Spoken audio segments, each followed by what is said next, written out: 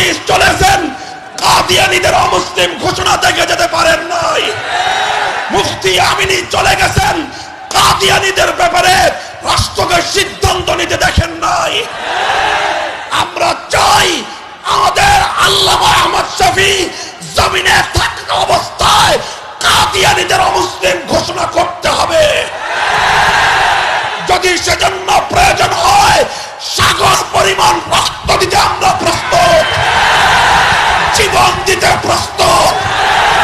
লাখো তাওহীদি জনতা প্রয়োজনে আমার শাপলা চত্বরে যাবে, আমার শাপলা চত্বরে যাবে।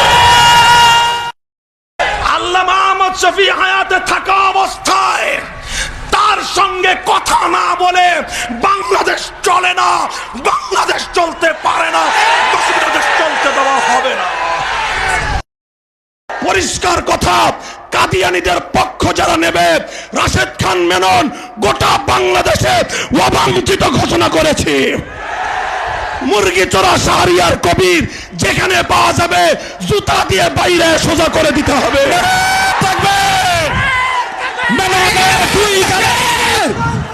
জুতা মারো তালে তালে, শাহরিয়ার কবিরের দুই গালে জুতা মারো তালে তালে, জুতা মারো তালে তালে। কি জবাব দিবেন মাননীয় আইজিপি সাহেব?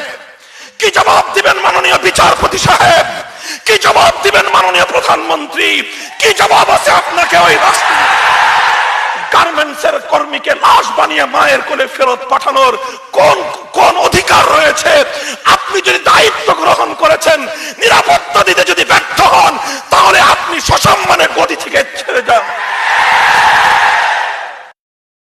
মুমিনের ধমনীতে যতক্ষণ পর্যন্ত এক ফোঁটা রক্ত প্রবাহিত হবে, ঈমানদার আকাশ বাতাস মুখরিত করে আল্লাহু আকবারের ধ্বনি তুলতেই থাকবে, আল্লাহু আকবারের ধ্বনি বন্ধ হবে না। যদি নাসিম আপনার দলের মুখপাত্র হয়ে থাকে আর ওটাই যদি হয় আপনার দলের বক্তব্য, আমরা আগামী 5ই মে শাইখুল ইসলাম আল্লামা শাহ আহমদ শফীর ডাকে আবার শাপলা চত্বরে যাব, আবার শাপলা চত্বরে যাব।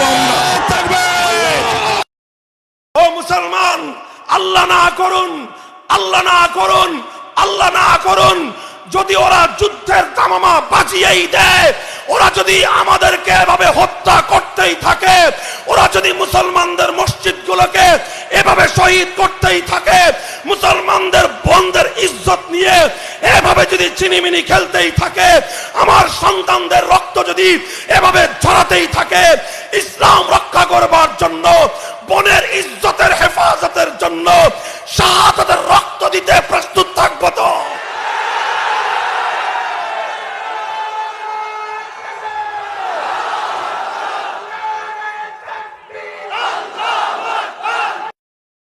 আমরা যেই প্রধানমন্ত্রীকে নিয়ে গর্ব করতে চাই, আমরা যেই প্রধানমন্ত্রী সম্পর্কে শুনি 5 ওয়াক্ত নামাজি, আমরা যেই প্রধানমন্ত্রী সম্পর্কে শুনি তাহাজ্জুদের নামাজ পড়েন, যেই প্রধানমন্ত্রী সম্পর্কে আমরা জানি প্রতিদিনের কার্যক্রম কোরআনের তেলাওয়াতের দ্বারা তিনি শুরু করেন, আমরা সেই প্রধানমন্ত্রীর মুখে ইসলাম ধর্ম সম্পর্কে মূর্খতাপূর্ণ কোনো কথা শুনতে চাই না।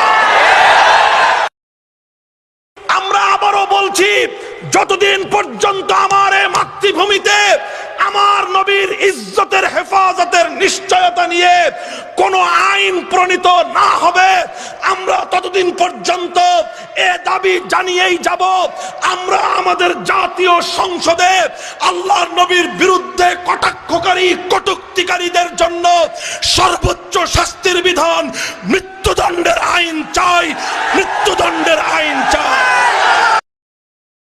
আমরা ধৈর্যের শেষ সীমা পর্যন্ত বহুবার পরীক্ষা দিয়েছি। খতিব ওবায়দুল হক চলে গেছেন, কাদিয়ানীদের অমুসলিম ঘোষণা শুনে যেতে পারেন নাই।